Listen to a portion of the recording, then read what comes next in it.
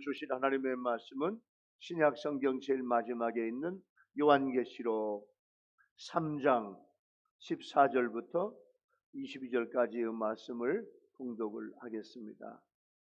신약 성경 402쪽 요한계시록 3장 14절부터 22절까지. 라오디게아 교회 사자에게 편지하라.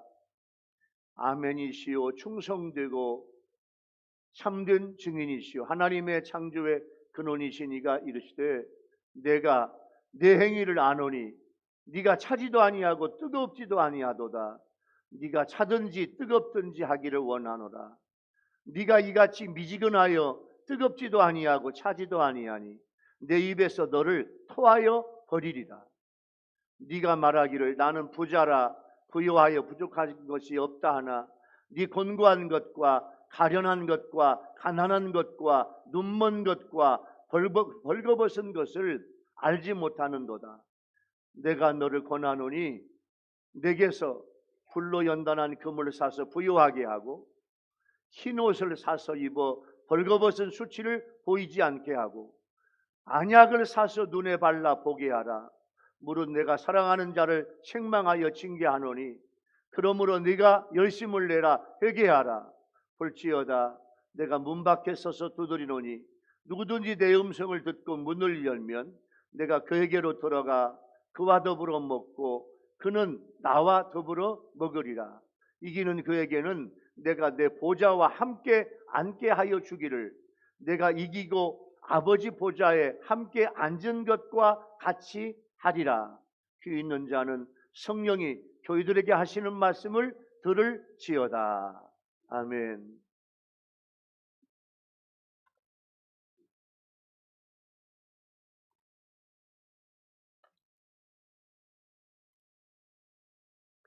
교회에 열심히 다니는 노총각과 노처녀가 있었어요. 그 교회 여전사님이 이제 둘을 맞선을 보게 했어요. 워낙 말수가 평소에 적어서 애인이 없던 두 사람은 멀뚱멀뚱 앉아서 이제 커피를 시켰습니다. 남자가 먼저 입을 열어서 제 이름은 하철이에요. 그러면서 이야기하니까 하철이시요? 하철이요? 그리고 남자가 예, 제 성은요 지씨예요. 지하철이에요.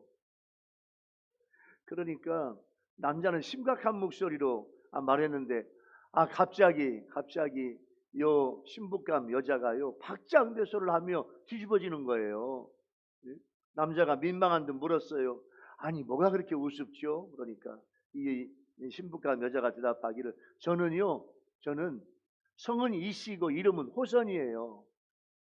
저는 이호선이에요. 뭐가 뭔지도 몰라 지금.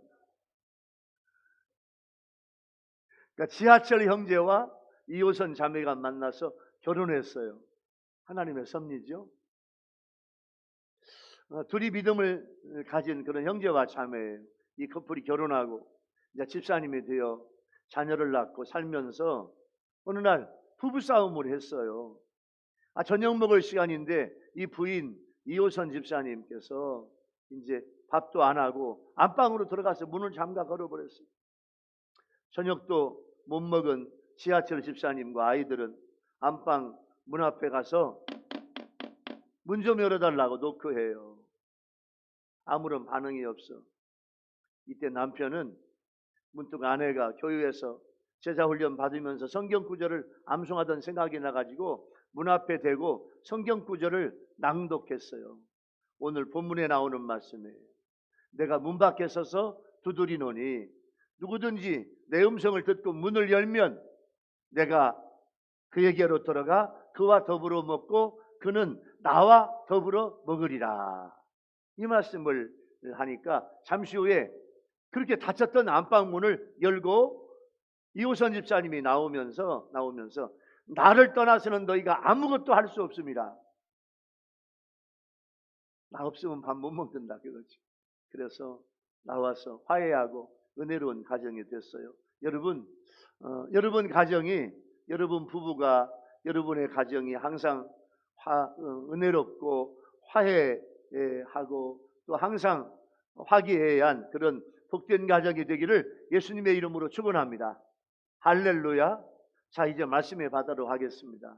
라오디게아 교회의 사자에게 편지 보내는 주님은 첫 번째 아멘이시요 충성이시요 참된 증인이 되시며, 그 다음에 하나님의 창조의 근본이신 그 예수님을 네 가지로 표현해요. 그 예수님께서 무사 안일 신앙에 빠져가지고 영적으로 벗었으면서도 부유하다고 생각하는 라오디게아 교회, 라오디게아 성도들을 책망하고 회개를 촉구하면서 이기는 자에게는 주님의 보좌에 함께 앉을 수 있게 해주시겠다는 주님의 약속이에요.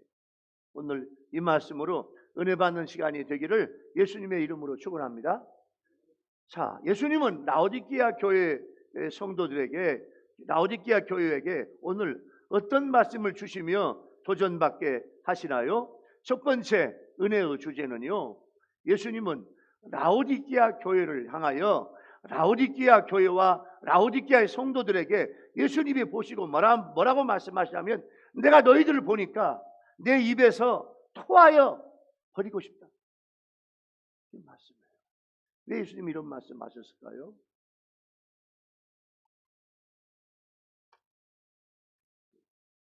터키의 라오디게아는요, 터키의 중간 지점에 있어요. 대한민국의 중간 지점이 대전이에요. 대전을 통해서 호남 지방으로, 영남 지방으로 내려가는 대전이 교통의 중심지예요. 라오디게아 교회, 제가 터키 성지순례에 가서 지금부터 25년 전에 터키에 가보니까요, 라오디게아는 터키의 중간 교통의 요지예요. 그 다음에 그 지역에는 아주 그냥 풀밭이 좋아가지고 양들이 많은데, 그쪽에 있는 라오디게아 양은요, 양 색깔, 양털이 검은 색깔이야. 검은 양모로 만든 의복 산업이 발달하고, 2000년 전에 라오디게아는 은행이 있었어요. 은행. 그래서 로마 황제가 라오디게아 은행에 자기 돈을 넣을 정도로 은행이 있었고 금융업이 발달이 되어 있고, 2000년 전에 라오디게아는 유명한 의과대학이 있었어요. 의과대학.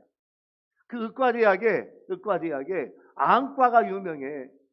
우리 대전에 안과가 유명한, 여러분 이렇게 종합병원이 있죠.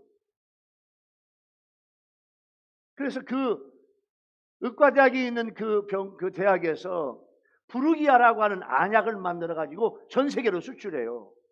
그래서 이 라오디게아는 아주 그냥 부자 도시예요. 부자 도시. 라오디게아 교회는 사도 바울이 소아시아의 복음을 전하기 전에 교회가 세워졌는데, 골로새에서 보니까 에바브라가 라오디게아 교회를 이렇게 세운 걸로 추정을 해요. 그런데 라오디게아 교회의 초대 담임 목사님 감독으로 사도 바울이 아키포를 임명을 해요. 라오디게아 교회에 말씀하시는 예수님의 모습이 나오는데, 자, 아멘이라는 말은 우리가 기도하고 예수님의 이름으로 기도합니다. 아멘. 그 아멘이란 말은 내가 기도한 대로 그대로 이루어질 줄로 믿습니다. 아멘. 그 말이에요. 그런데 그대로 이루어질 줄로 믿습니다. 무엇을? 내가 기도한 것과 또 하나, 재림하실 예수님이, 다시 오실 예수님이 틀림없이 오시고 하나님의 영광과 권세 가지고 주님은 오신다. 이게 아멘이야. 다 같이 아멘. 시작. 아멘이란 말은 내가 기도한 대로 그렇게 될 줄로 믿고 주님이 하나님의 권세 가지고 다시 곧 오실 줄로 믿습니다. 그게 아멘이란 말이에요. 충성된 증인은 죽은 자 가운데서 가장 먼저 일어나 부활하신 예수님, 사망과 죽음에서 살아난 첫 번째 열매, 그 예수님이 부활의 증인이에요. 이게 충성된 증인이에요. 하나님의 창조의 근본, 이 말씀은 하나님께서 세상 온 우주를 창조하실 때 예수님은 그 하나님의 창조에 동참해서 함께 우주를 만드신 창조자, 그 예수님께서 라오디게아 교회를 향한 책망과 권면의 말씀이 오늘 말씀입니다. 라오디게아를 가보니까요, 북쪽으로 한 30리 정도 되는 히에라볼이라고 하는 것을 가보니까 땅에서 뜨거운 물이 거의 100도가 되는 물이 펑펑펑 나와. 그래가지고요, 거기에 달걀을 집어넣으면요, 달걀이 익어버려요.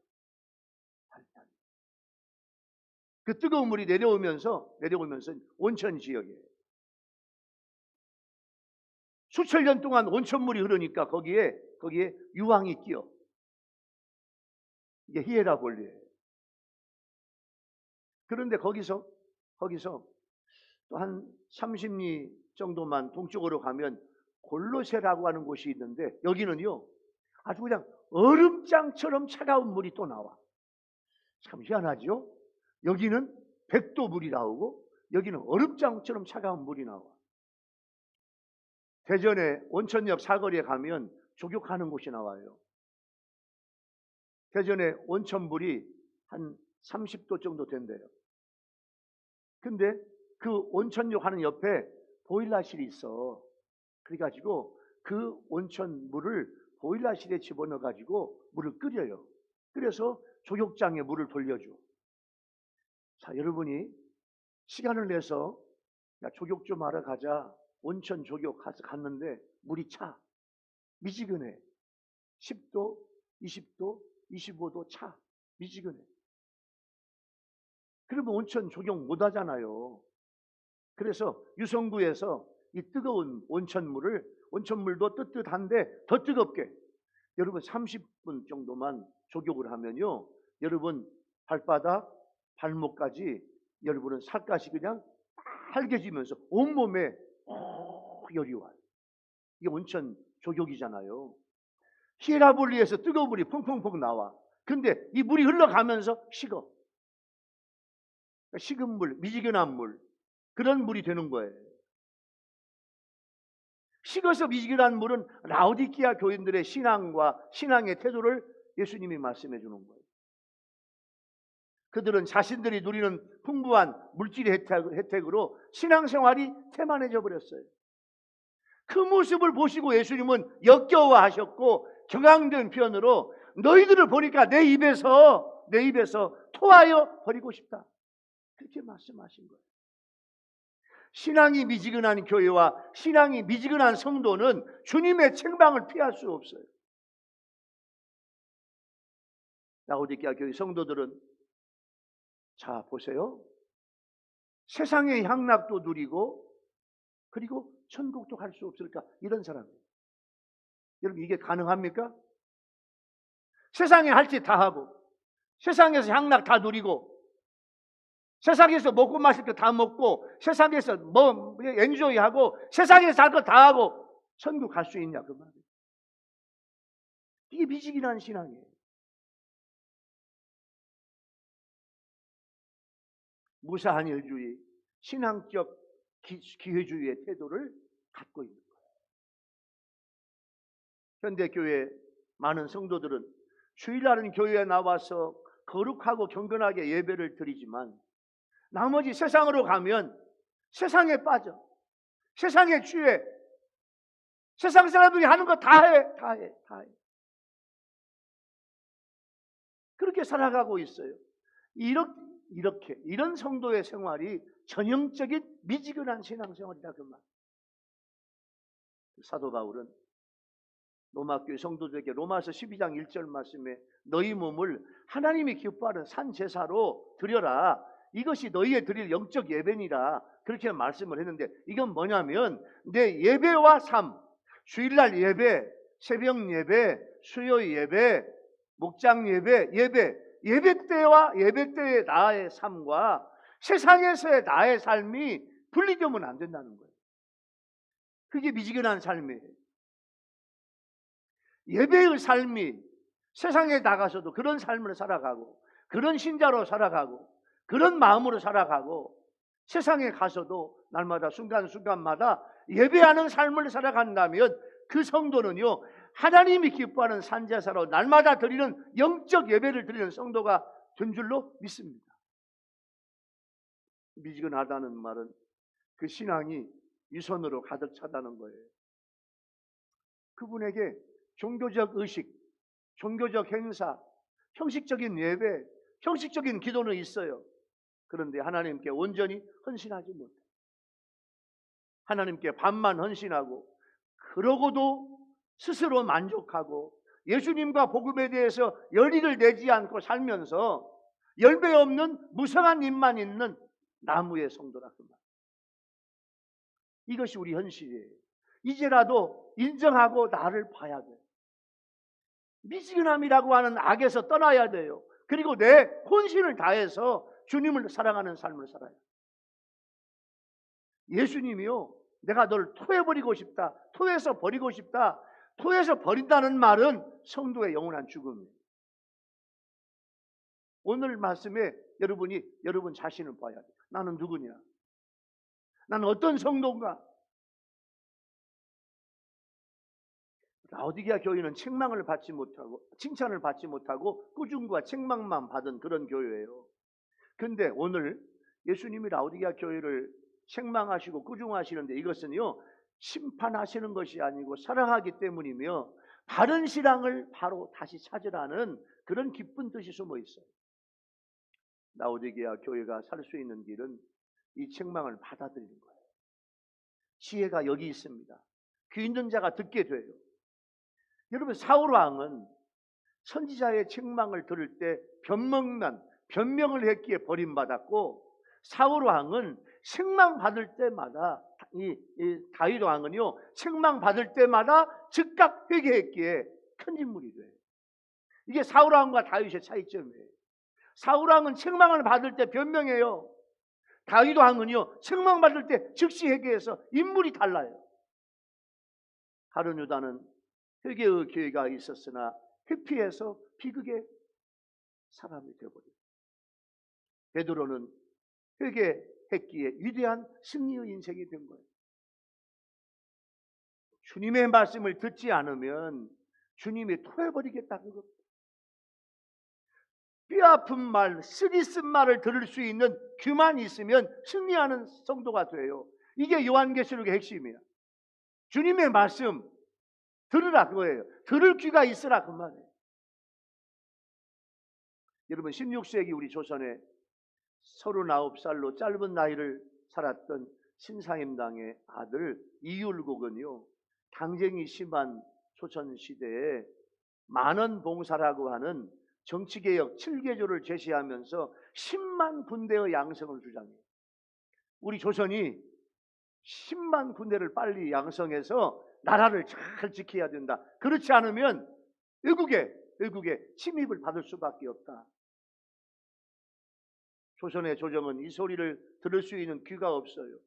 결국 율곡은 사직하고 맙니다. 그 결과 7년 동안 임진왜란의 아픔을 겪는 큰 대가를 치르게 돼요. 우리나라는 IMF 금융 위기를 지나면서 뼈를 깎는 아픔과 죽음을 무릅쓰고 자기 변화의 발전을 추구해야 살 수 있다는 것을 공부했어요. 세계 최초로 IMF 구제금융 이후에 가장 빨리 IMF를 극복한 나라 대한민국. 전 세계에 우리 같은 나라가 없어요. 왜 그러냐면 그 IMF 때 우리가요, 뼈를 깎는 고통을 겪으면서 우리가 다시 말하면 영적으로 보면 전 국민이 회개한 거야. 아, 우리가 이렇게는 안 되겠다. 다시 일어서자. 자기 변화와 발전을 한 거예요. 배부르고 등이 따뜻하면 귀가 막히고 눈이 멀어 들리지도 않고 보이지도 않습니다. 오늘의 한국교회와 성도들은 라오디게아 교회에 주시는 주님의 책망과 징계를 들어야 돼요. 라오디게아 교회를 주님은 토하여버리고 싶다고 했다니까요. 우리 한국교회는, 우리 교회는 다시 열심을 내야 돼. 우리 교회와 우리 교회 성도들, 우리 한국교회가 더 뜨겁게 다시 열심을 내어서 신앙의 등불을 다시 켜야 아시아와 세계에 그 선교의 빛을 더 환하게 비추는 날이 다시 오게 될 줄로 믿습니다. 첫 번째 은혜의 주제, 예수님은 라오디게아 교회를 토하여 버리라고 말씀했는데 여러분이 이 말씀을 적용하기 전에 디도서 1장 16절 말씀을 보면 그들이 하나님을 시인하나 행위로는 부인하니 가증한 자요 복종하지 아니하는 자요 모든 선한 것을 버리는 자니라. 여러분, 우리는요 하나님을 시인하고 예수님을 시인하고 믿음을 시인하면서 우리 삶이, 우리 행동이 그렇게 살아가야 될 줄로 믿습니다. 내 입의 시인과 내 행동이 맞아야 돼요. 여러분, 첫 번째 은혜의 주제를 적용해 볼까요? 하나님은, 예수님은 라오디게아 교회를 토하여 버리라고 하셨는데 라오디게아 그 성도의 모습이 바로 내 모습이 아닌가 한번 보자는 거예요. 언제부터 나는 이렇게 뜨겁지 않은 성도가 됐냐 그 말이에요. 여러분 자신 봐봐요. 여러분 자신 하나하나를 봐. 나는 영적으로 뜨거운 성도인가? 말씀이 뜨겁고 기도가 뜨겁고 찬양이 뜨겁고 봉사가 뜨겁고 정말로 뜨거운 영적인 것이 있는 것인가? 여러분 자신을 봐보세요. 우리 유튜브 성도님들 여러분들을 봐보세요. 나는 누구냐? 나는 영적으로 어떠냐? 뜨겁지 않으면 주님이 토해서 버린다는 겁니다. 이건 죽음이에요. 여러분 이제부터 다시 한번 영적으로 뜨거워지는 여러분 모두가 되기를 예수님의 이름으로 축원합니다. 할렐루야.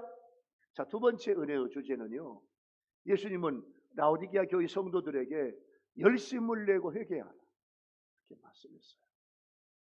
예수님은 라오디게아 교회 성도들이 자신을 어떻게 알고 있는 것과 실상을 말씀하면서 해결 방법을 주어요. 먼저 자신은, 이 라오디게아 교회 성도들 자신들은요 스스로 나는 부자야, 나는 부자고 부유해, 부족한 것이 없어 이렇게 이야기해요. 물론 라오디게아는 부자 도시였습니다. 라오디게아 교회도 부자 교회예요. 물질적으로 풍부했어요. 그들은 자신들이 소유한 재물의 일부를 들여 헌금하고 신앙생활의 의무를 다했다고 완수했다고 하면서 자신들의 신앙생활을 나는 부자라 부유하여 부족한 것이 없다 이렇게 자랑할 만큼 교만했어요. 한쪽으로 말하면 라오디게아 교회는 자신들이 가진 물질을 영적 부요를 가름하는 척도로 오해했다 그 말이에요. 여러분 물질적으로 풍요하다고 영적으로 풍요한 건 아니에요. 라오디게아 교회는 물질적으로 풍요함에도 영적으로 궁핍했고 영적 가난함에 대해서 무감각했어요. 여러분 무감각하면 큰일 나요. 감각이 있어야 돼요. 감각.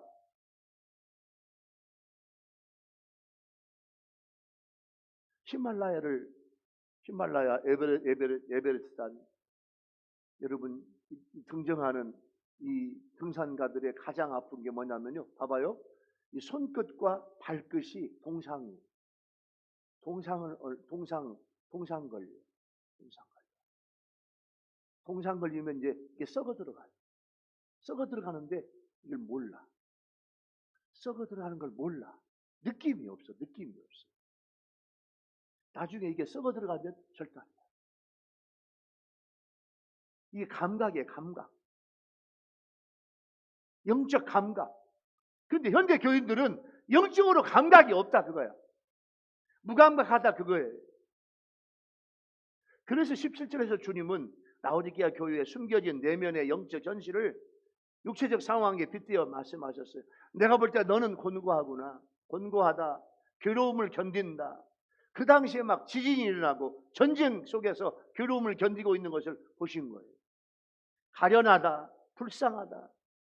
가난하다. 물질적으로 너는 부유한 것 같지만 내가 너를 볼 때 영적으로 가난해. 눈이 멀었어. 영적으로 눈이 먼 걸 보신 거예요. 너는 육체적으로 눈도 밝고 또 부르기야 안약이 있어가지고 눈이 좋다고? 내가 볼 때 너는 영적으로 눈이 멀었어. 주님의 말씀이에요. 벌거벗었다 하셨어요. 본인들은 옷을 입은 것 같지만 주님이 보실 때는 옷을 입지 않은 벌거벗은 모습이라 그거예요. 여러분 성경에서 옷을 입지 않은 건 치명적인 욕입니다.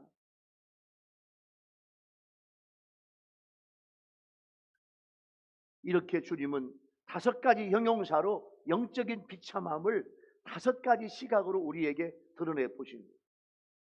18절에서 라오디게아 교회의 비참한 현실에 대해서 예수님께서 3가지의 처방책을 주셔요. 오늘 3가지의 처방책이 여러분의 처방책이 되기를 예수님의 이름으로 축원합니다.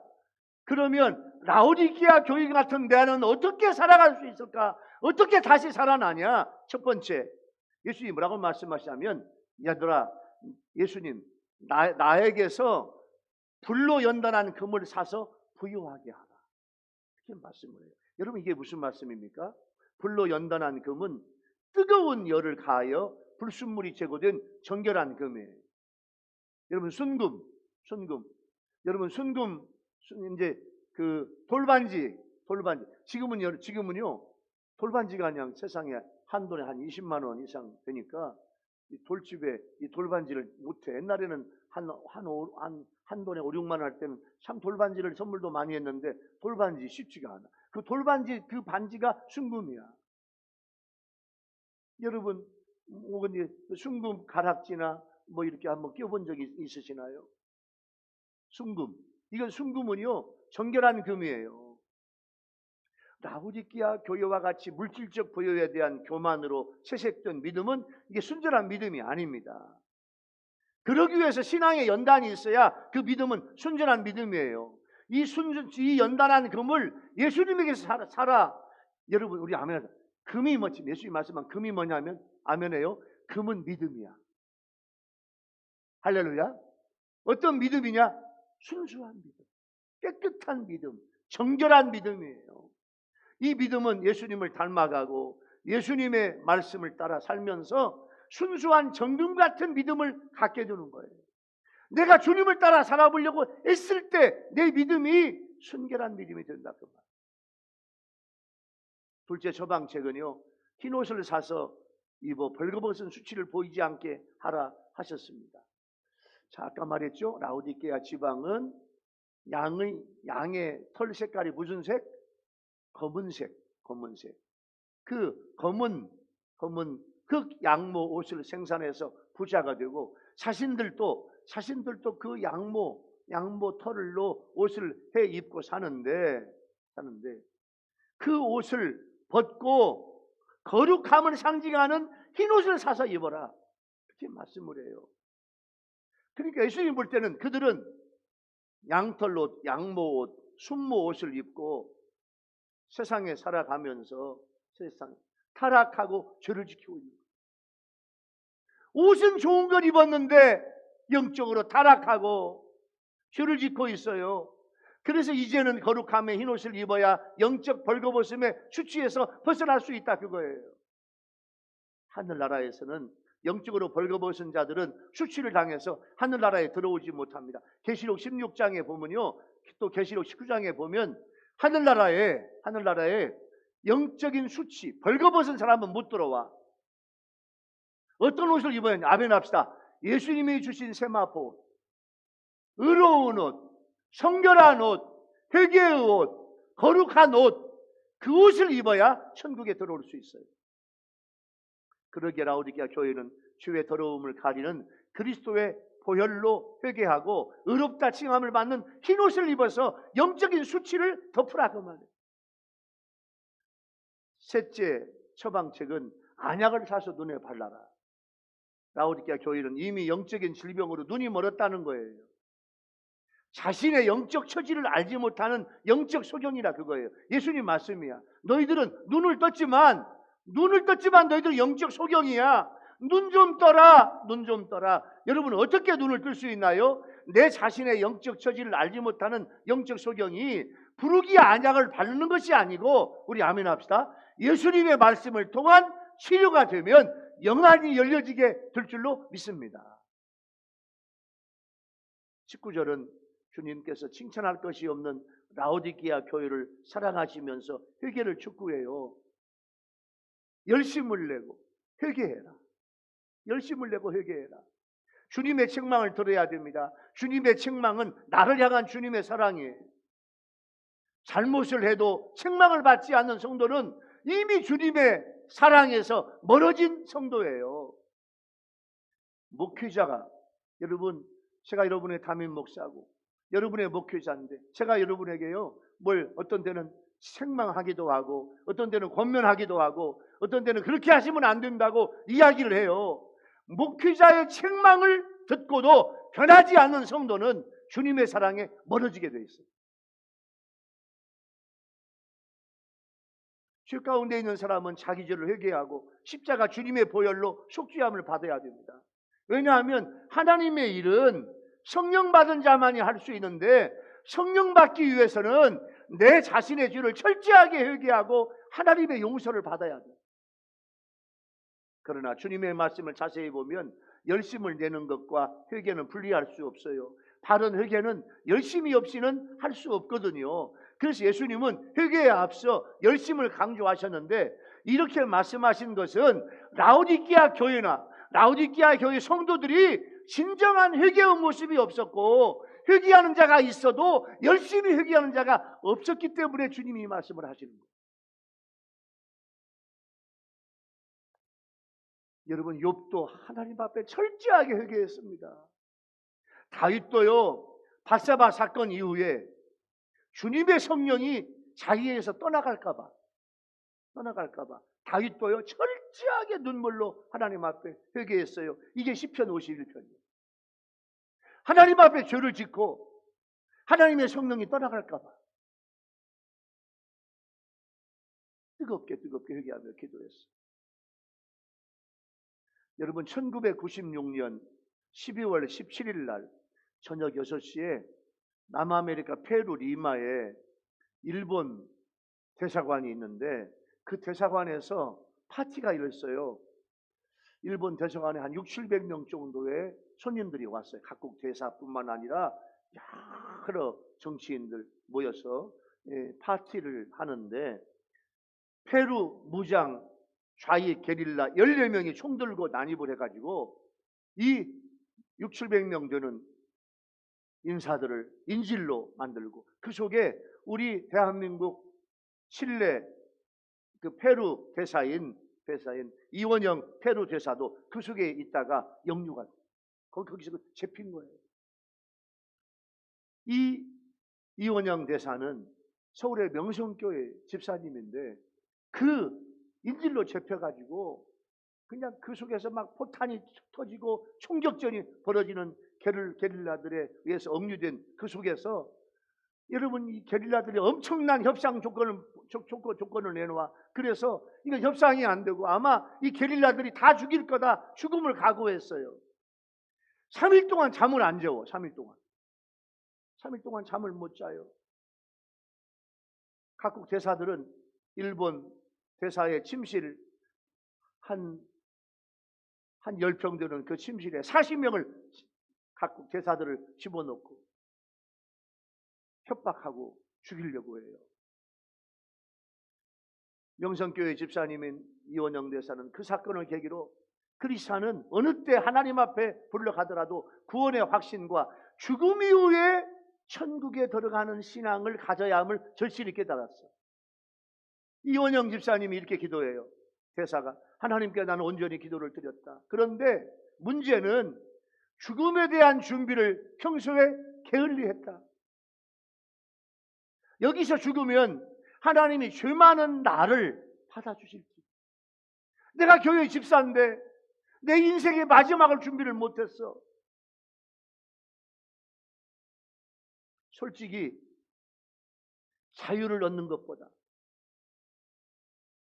여기서 죽으면 자유를 얻겠지. 죽은 다음에 죽음 뒤에 있는 심판이 더 두려울 거야. 게릴라가요, 좌익 게릴라가 총으로 쏘아서 죽이면 총 맞는 순간에 죽겠지. 이제 영원한 자유가 있겠지. 근데 더 무서운 것은 총 맞아 죽는 것보다 더 무서운 게 죽음 뒤에 나를 향한 심판. 아니, 이게 준비가 안 돼 있다 그거야. 아직. 그것이 더 두렵다 그거야. 그래서 3일 동안 억류되면서 막 공포, 두려움, 괴로움이 있지만 3일 동안 하나님 앞에 눈물로 지나온 세월을 회개한 게 3일 동안.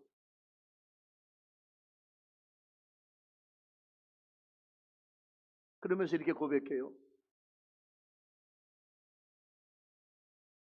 나는 충분히 겨누고 있는 공포감 속에서 회개의 고통과 죽음 이후 심판이 더 무서움을 체험했다. 지금까지 살아오면서 내가 잘못한 것을 모두 회개했다. 회개는 모든 것을 새롭게 해주고 내 몸을 자유스럽게 하는 강한 힘이 있다는 것을 절실히 느꼈다. 이렇게 고백했어요. 그러면서 이 원영대사는 그 일로 하나님의 무한한 사랑을 체험했던 그런 교회 집사입니다. 여러분, 내가 주중에 있다면 회개해야 합니다. 즉시 매달려야 돼요. 미지근하고 온전히 헌신하지 않으면 회개하지 않는 것은 심각한 병이에요. 열심을 내어서 회개하지 않는 성도는 예수님의 입에서 토하여 버림받을 것을 알아야 돼요. 여러분, 오늘 이 말씀을요, 심각하게 이 말씀을 받아야 돼요. 요엘서 2장 12절 말씀에 이런 말씀이 있어요. 여호와의 말씀에 너희는 이제라도 금식하고 울며 애통하고 마음을 다하여 내게로 돌아와라. 이제는 열심으로 회복해야 돼요. 이제는 뜨거워져야 돼요. 여러분, 두 번째 은혜의 주제, 예수님은 라오디게아 교회 성도들에게 열심을 내고 회개하라 말씀하시는데 요즘 나의 영적 생활은 어떻습니까? 라오디게아 교회와 같이 책망을 받을 일은 없습니까? 여러분, 영적인 일에 열심을 내고 있어요?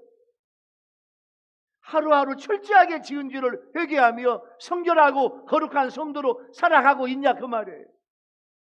그렇지 않으면 주님께서 토하여 버리겠다는 거예요. 열심을 내고 회개해야 돼요. 이제부터 열심을 내고 회개하는, 날마다 회개하는, 날마다 주님과 가까워지는 여러분 모두가 되기를 예수님의 이름으로 축원합니다. 할렐루야. 자, 세 번째 은혜의 주제는요, 예수님은 이기는 자에게는 주님의 보좌에 함께 앉게 하시겠다는 거예요. 20절 말씀에 내가 문 밖에 서서 두드리노니 누구든지 내 음성을 듣고 문을 열면, 이 말씀은 예수님은 회개하지 않는 교회 성도들 그 마음문 앞에 와서 회개한 자에게는 축복을, 회개하지 않는 자에게는 심판하시기 위해서 주님이 문 앞에 와 계시다 그거예요. 여러분, 문 앞에 주님이 와서 지금 노크하고 계세요. 지금도 문을 두드리는 주님은 범죄한 교회와 인생들을 구원하시려고 하는 사랑과 인내를 생동감 있게 보여주시려고 지금 내가 네 문 앞에 섰다. 문 열어다오 그 말이에요. 문을 한 번만 열면 주님이 들어오셔요. 주님은 강압적인 방법이 아니에요. 여러분의 인격적인 방법으로 영접해야 돼요. 여러분들이 마음문을 열어야 돼요. 여러분, 모든 문은 손잡이가 두 개입니다. 안에서 여는 문, 여는 손잡이, 밖에서 여는 손잡이. 모든 문은. 그런데요, 내 마음 문은 내 안에서만 열 수 있어요. 내가 열어야 돼. 내가 주님을 영접해야 돼. 내가 인격적으로 열어야 돼. 내 지적이고 정적이고 의지적인 걸 다해서 내가 열어야 돼. 열면, 마음 문을 열면, 주님을 영접하면 내가 그에게로 돌아가 그와 더불어 먹고 그는 나와 더불어 먹으리라. 함께 음식을 먹는 거예요. 여러분, 지금 어서 빨리 코로나가 소멸되고 이제 일상의 시대가 와서 우리 이제 주일날 예배 마치고 같이 점심을 먹어야 되는데 어서 빨리 왔으면 좋겠어요. 식사를 못하니까 그냥 너무너무 마음이 아파요. 성도들과 교제가 안 돼. 같이 밥을 먹는다는 의미는요, 첫 번째, 당신과 내가 사랑한다. 그런 의미예요. 또 하나, 내가 당신을 신뢰한다. 같이 밥을 먹는다는 의미는 내가 당신을 신뢰한다. 내가 당신을 사랑한다. 친밀하다. 내가 당신과 친밀하다. 이게 이 세 가지의 의미가 식사하는 거예요. 칼 바르트라고 하는 유명한 신학자는 성만찬에 대해서 이렇게 이야기해요. 성만찬은 예수님의 죽음을 기념하는 장례 음식이 아니라 장차 하늘나라에서 어린 양의 혼인잔치에 참여하는 샘플이다. 이게 성찬식이에요.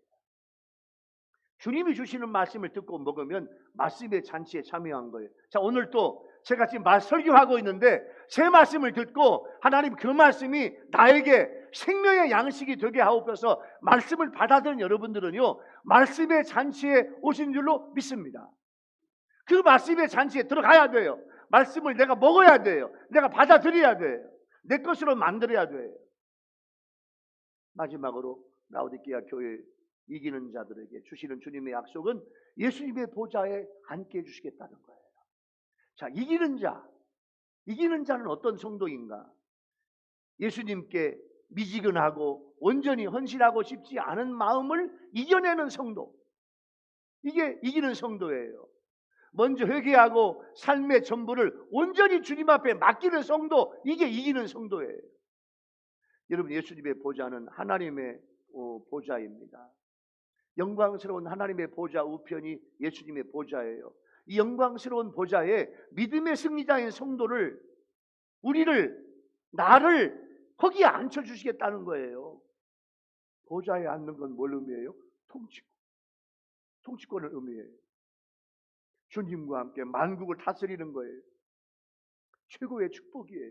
이것은 실제로 이기는 성도 모두에게 새하늘과 새 땅에서 예수님을 위하여 우주를 감독하고 관리할 책임을 부여받는 영광이에요. 이 말씀이 마태복음 25장, 누가복음 19장에 이 말씀이 나와요. 사도 바울은 고린도교에 보내는 편지에서 고린도전서 6장에 보면 우리들이 앞으로 천사들의 일과 임무를 정하고 감독하는 일을 하게 된다. 이게 앞으로 구원받은 성도의 천국에서의 생활이에요. 이러한 성경 말씀이 우리한테 주시는 교훈이 무엇입니까? 그것은 이기는 성도가 되라는 거예요. 예수님과 함께 왕으로 전 우주를 영원무궁토록 다스리게 되는 축복이에요. 우리 앞에 이렇게 예비되어 있는 영광스러운 예수님의 보좌가 예비되어 있어요. 이 자리를 차지하기 위한 조건이 있는데 그 영광의 보좌에 앉고 싶다면 이겨야 돼요. 이겨야 돼요. 뭘 이기느냐? 우리 아멘 합시다. 세상을 이기고 사탄 마귀를 이기고 날마다 말씀으로 이겨야 돼. 이기는 성도에게 이 보좌의 축복을 주시는 거예요. 지금 미지근한 신앙 상태에 머물러 있다면 어서 회개하고 돌아와야 됩니다. 그리할 때 우리는 그 영광스러운 보좌에 앉아서 주님과 함께 영원히 왕노릇하는 거예요.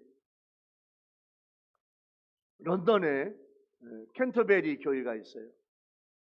이 캔터베리 교회도 제가 가보았는데 이 캔터베리 교회에 니콜라이라고 하는 집사님이 계셔요. 이 집사님은 집안이 너무너무 어려워서 공부를 못해요. 공부를 못하는데 그 캔터베리 교회에 와서 봉사하고 싶어서 17살에 거기 들어와서 거기서 이제 봉사해요. 거기서 쉽게 말하면 밥 얻어 먹고 재워주고 봉사해요. 그런데 17살부터 교회에 굳은 일, 교회 청소하고 쓰레기를 분리수거하고 그냥 깨끗하게 하고 그냥 모든 거 다 교회의 굳은 일, 뭐가 고장나면 고치고 이렇게 참 열심히 이 일을 하면서 집사님이 돼요. 근데 그 집사님에게 맡겨진 건 뭐냐면 교회에 종치는 거야. 종치는 거. 매 시간마다 종을 쳐. 1시에는 한 번, 2시에는 2번 종치는 거예요. 여러분, 종치는 거 쉬운 일이 아니에요. 오늘 다니엘 기도의 20하루 교회 나와서 개근하신 분들도 있고 집에서 하신 분들도 개근하신 분이 있어요. 주보에 27명 명단이 나와. 개근한 명단. 혹시 여기에 명단이 목사님 저도 개근했어요. 빠진 분 있으면 저한테 말씀해 주세요. 근데 이 니콜라이 집사님은 평생토록 종을 치는 것이 자기 사명이야. 76세까지 성실하게 날마다 교회 청소하고 교회를 깨끗하게 하고 교회 굳은 일 다 하고 시간 되면 종치고 이게 76세 동안 한 번도 어긴 일이 없어요. 여러분 20하루 다니엘 기도해도 힘든데 76년 동안 17살에 가서 76년 동안 여러분 거기서 봉사해요. 얼마나 교회 일에 사명이 추출했던지 생애 마지막에 마지막 순간까지 종치려고 종을 치러 가다가 세상을 떠나. 나중에요, 엘리자베스 여왕이, 니콜라이 집사님이 그렇게 평생 그렇게 순종하고 그렇게 열심히고 사명을 감당했다고 하는 걸 알게 돼요. 그래서 이 엘리자베스 여왕이요, 니콜라이 집사님을 우리 왕실의 무덤에 장사지래. 장례식을 왕실 무덤에 장사야. 이건 영국 왕실의 왕족들만 가는 그곳에 니콜라이 집사님의 무덤을 해주었어요. 또 자신이 살아있는 동안 그날 니콜라이 집사님이 돌아가시다는 국경일로 전화. 이건 뭐냐면 순종하는 자에게 주시는 상급이에요. 맡은 일의 크기가 아니라 그 일을 대하는 태도에 따라 결정이 돼요. 여러분, 주님이 맡겨주신 일이라면 최선을 다해서 순종하며 하루하루를 영적으로 이겨내는 그런 여러분들에게 보좌의 상급이 있을 줄로 믿습니다. 날마다 세상과 싸워요. 사탄 마귀와 싸워요. 말씀으로 살아보려고, 거룩하게 살아보려고 날마다 내 자신과 싸워서 이기는 성도에게 주님이 주시는 보좌의 축복이에요. 야고보서 2장 5절 말씀에 이런 말씀이 있어요. 내 사랑하는 형제들아 들을지어다. 하나님이 세상에서 가난한 자를 택하사 믿음에 부요하게 하시고 또 자기를 사랑하는 자들에게 약속하신 나라를 상속으로 받게 하지 아니하셨느냐. 약속하신 나라를, 자기를 사랑하는 자들에게 약속하신 나라를 상속으로 받게 하지 아니하겠느냐. 그렇게 주시는 말씀이에요. 오늘 세 번째 은혜의 주제, 예수님은 이기는 자에게 주님의 보좌에 앉게 하신다고 그랬어요. 여러분, 자, 예수님은 세 번째 은혜의 주제, 주님의 보좌에 함께 앉게 하신다는 거예요. 주님의 보좌, 하나님 보좌 우편이 예수님의 보좌야. 거기에 우리를 앉게 하시겠대. 이 말씀을 적용해 볼까요? 여러분, 예수님 말씀하시는 이기는 자가 되려면, 또 이기는 자가 되면 영광의 보좌에 함께 앉는 축복을 주시는데, 여러분들이 하루하루 영적으로 이기는 성도가 되기 바랍니다.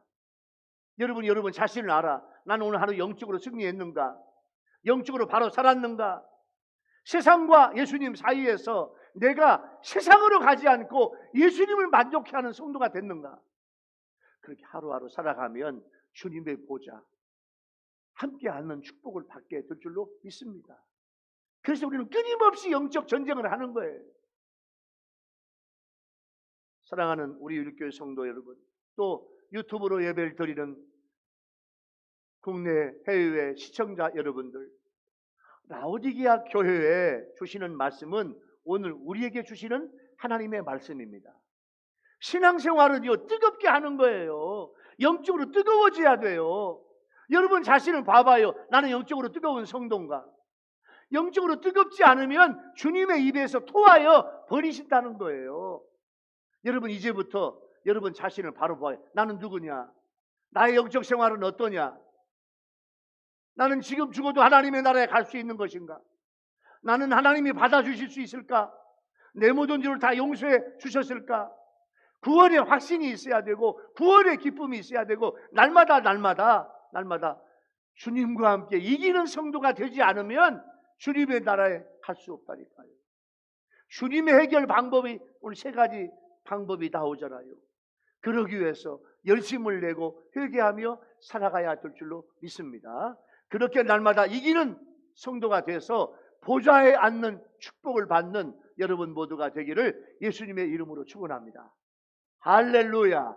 기도하겠습니다. 주님, 오늘 라오디게아 교회에 주시는 말씀을 우리 모두에게 주시니 감사해요. 주님, 우리가 이 말씀을 듣고 철저하게 회개하게 도와 주시옵소서. 예수님은 라오디게아 교회를 예수님의 입에서 토하여 버리고 싶다고 말씀하셨는데, 우리 자신이, 우리 교회가 그런 모습은 아닌지 내 자신을 다시 보게 도와주시고, 이제부터 우리 모든 성도들과 우리 교회 성도들과 우리 유튜브 성도들이 열심을 내고 회개하게 도와주시고 날마다 이기는 성도가 되게 하여 주옵소서. 사탄 마귀와 싸워 이기게 하옵소서. 세상과 싸워서 이기는 성도가 되게 하여 주시옵소서. 예수님의 이름으로 간절히 기도하옵나이다. 아멘. 찬송가 270장 오늘 주신 말씀을 생각을 하면서